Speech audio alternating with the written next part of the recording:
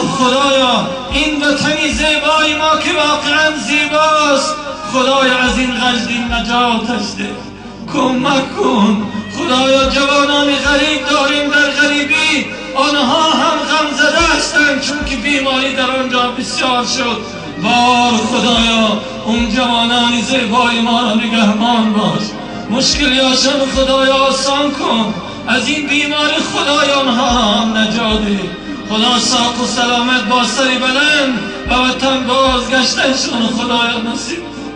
خدایا واقعا شاید به سبب گناه ما این مشکلی رو بالای ما خودت آوردی.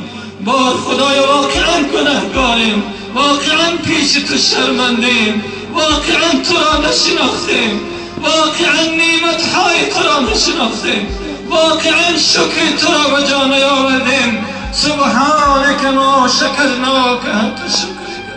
خدایا خودت فرمودی که در همه حالت ها من به فریاد بندم میرسم و قال ربکم ادعونی استجب لکم ان الذین یستکبرون عن عبادتی سیدخلون جهنم داخلی.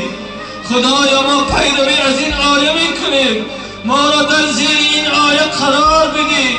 خودت گفتی که از من طلب دعا بکنه، پیش من گریه بکنه گفتی، پیش من دستاتان بلند بکنه گفتی.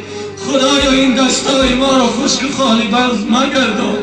خدایا در سوره زمر فرموده بودی لا تقنطوا من رحمت الله، هیچگاه از رحمت من ناامید نشه.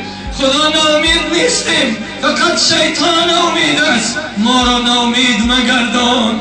خدایا از این مشکل ها این ملت زیبای ما را نجات